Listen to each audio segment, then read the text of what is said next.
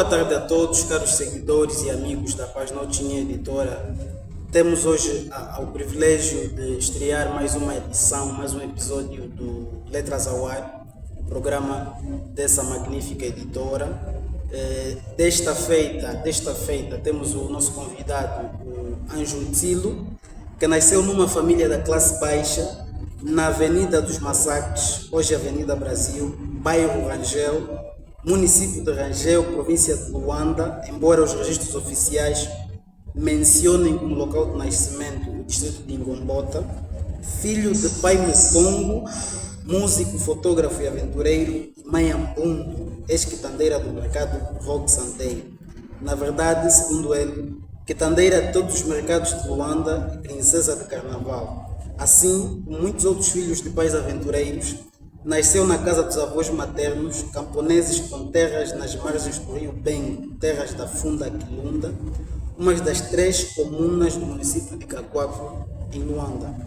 Passou toda a infância e cresceu em Luanda, com uma curta passagem pela província do Bengo, nos municípios da Açucareira e Caxico.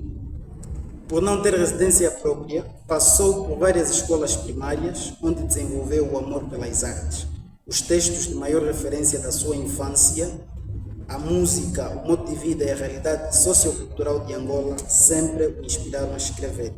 Estudante de ensino de língua portuguesa pelo ICE de Benguela desde 2018, mas antes já experimentou alguns cursos técnicos informáticos entre Luanda e Benguela. Por isso tudo, eu começo por perguntar como e por que veio a Benguela. Bom, Benguela, antes queria saudar todos, boa tarde, já agora agradecer pelo convite de estar aqui, é uma honra, esse será o segundo episódio e pronto, agradecer à editora Odini, na pessoa do Pepissa, e é isso. Benguela, bom, o que me traz a Benguela, na verdade eu chego aqui em 2015 por ocasião de uma transferência profissional, de trabalho, e pronto, de lá para cá tenho experimentado outras coisas e pronto, assim vamos andar. Muito bem. Então foi mais por razões profissionais? Claro, foi mais por razões profissionais e foi, eu diria que eu costumo dizer que foi a minha primeira viagem interprovincial, embora, como leu na autobiografia, eu já teria uma curta passagem pela província do Bengo, mas normalmente nós em Luanda consideramos a província do Bengo como um município. Como agora o Icolo e Bengo é. Verdade, como é quem sai de Benguela, por exemplo, para ir até ao Sumbe. Também pela proximidade. Sim, pela proximidade, ligação cultural, enfim, há muita igualdade nesse gênero. Então aí nós não consideramos propriamente uma viagem, que é uma ida e volta. É verdade. Então, Benguela é isso. Desde março de 2015, penso que 5 ou 6 dias depois da tragédia do 11 de março, eu estava indo para Benguela. Pô, e sabemos, né, de acordo com a sua autobiografia, que frequentou o ICE, mas nunca quis exercer a profissão de professor, É verdade. ou pelo menos funcionário público. É verdade. Na verdade, eu entro para o ICE, não é, com uma motivação, com um motivo e motivação diferente do que eu encontrei lá na realidade. Eu entro no ICE em 2018, mas desde que eu chego a Benguela em 2015, a partir de 2016, 2017, comecei a sentir, a evoluir o bicho da escrita criativa, né?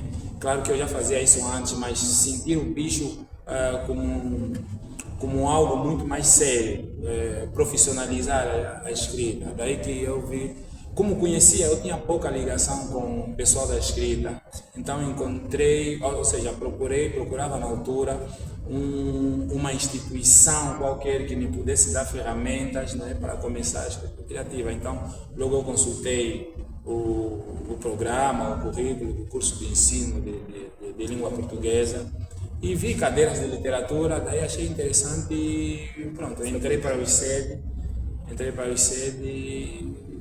de lá para cá, pronto, entrei, hoje em dia saí, mas pronto, com algum pendente, não tenho ainda a defesa, portanto não sou formador e não sou professor, talvez esse é um dos motivos pelo qual ainda não sou propriamente licenciado, não fiz a minha defesa, por causa disso. Depois, acho que penso que no primeiro ou no segundo ano, e pronto, esse é um segredo, uma declaração quase que crime.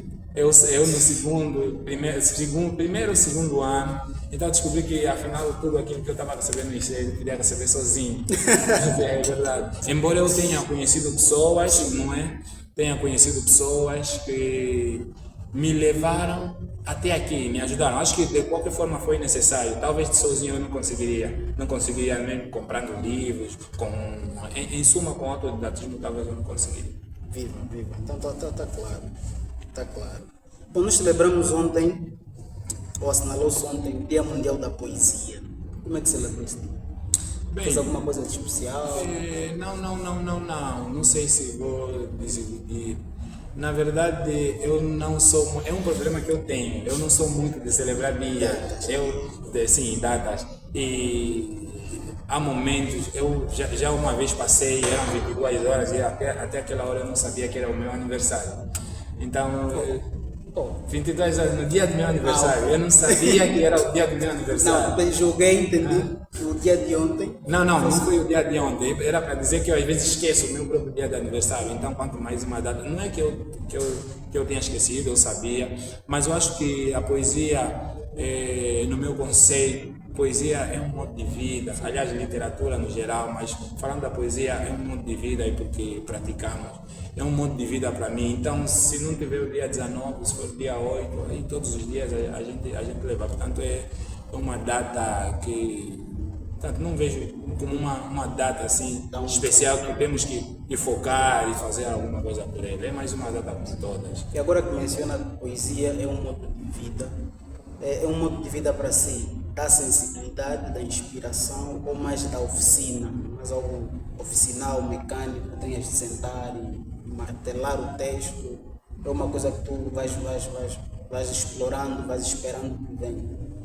Não, na verdade, estás a falar, não é um processo de inspiração. Eu costumo dizer que, a princípio, o que acontece comigo particularmente sabe quando você está inserido numa sociedade, não é? Quando você há sempre essa necessidade, principalmente nós que nascemos na periferia ou talvez mais longe ainda no interior, não é? No Quimbo, nós temos, aliás, isso é próprio do ser humano, independentemente de ser artista ou não, nós visualizamos um conjunto de atividades na sociedade, naquele meio em que estamos inseridos. E temos, acho que isso é um pouco inconsciente, temos essa necessidade de nos apresentar ao mundo, de nos apresentar aos outros, aos próximos, quer eles sejam distantes ou pessoas de perto, queremos nos apresentar aos outros, às pessoas diferentes.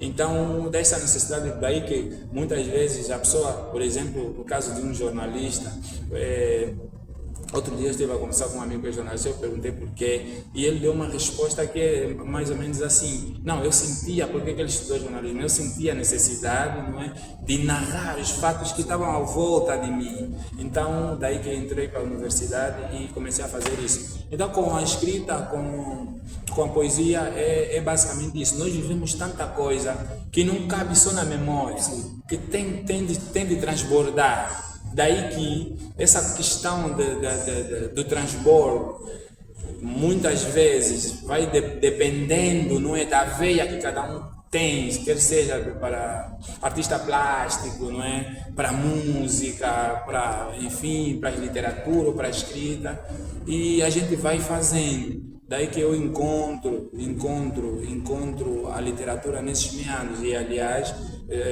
conforme leu, eu nasci num meio de artistas. Meu pai foi músico, também escrevia, fazia, na verdade, muita coisa.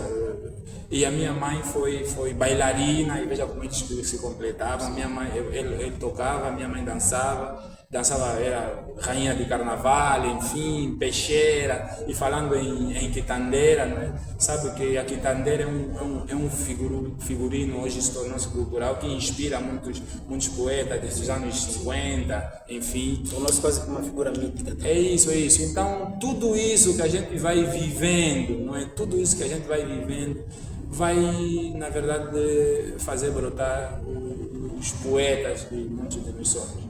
Então usas também a poesia como uma espécie de espaço alargado para a tua memória. Por acaso até uma coisa que se nota no seu poemário, que é usares a poesia também como um espaço de memória, porque alguns dos poemas surgem mesmo de algumas vivências. É isso, é isso. E o mais importante é isso. Às vezes, no início eu diria que eu dizia, e hoje continuo a dizer, eu me negava como poeta, porque eu dizia que não, eu não invento nada. E a poesia que eu faço, eu digo que eu faço de forma muito fácil, porque eu não crio, eu recrio, né?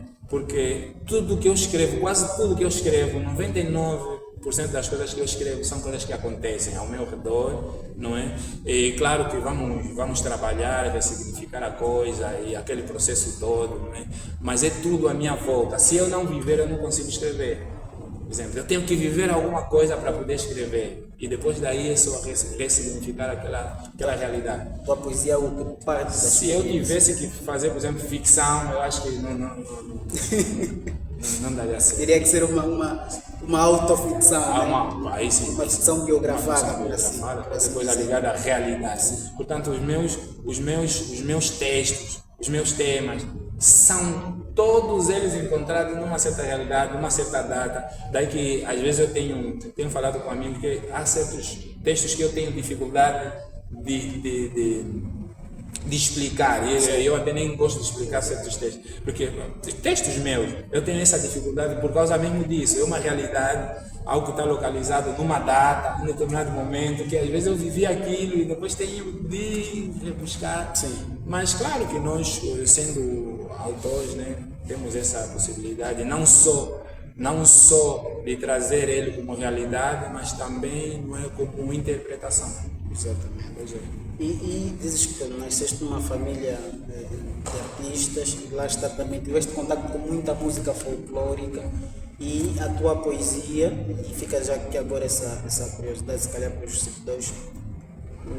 O seu livro foi apresentado por duas figuras, uma das figuras é o Simbad, o Elder Simbad, o querido Elder Simbad, e ele apresentou-te como um poeta militante. E a tua militância é justamente no sentido do enraizamento cultural. A tua poesia pauta-se muito pela riqueza étnica dos nossos povos. Vais buscar a língua, vais buscar o folclore. Agora, o que eu te pergunto é quando, como, onde começou essa militância? Se veio mesmo dali da raiz da infância ou se veio muito mais tarde? Olha, eu não sei precisar a 100%. Mas eu costumo responder essa questão com um testemunho, acho que justifica-se. Repare que meu pai nasceu na República Democrática do Congo, RDC. Os pais dele nasceram no Luís, município da Dama. Ele nasceu em Kinshasa. A minha mãe nasceu em Luanda. O pai dela nasceu em Luanda, mas a mãe nasceu no Bengo. Os meus bisavós, pais da minha avó, mãe da minha mãe, nasceram em São Tomé. Quer dizer, eu em casa, o meu pai tinha dificuldade. É verdade, veja que o meu pai tinha dificuldade de falar português com a minha mãe. E a minha mãe não fala muito quimbundu.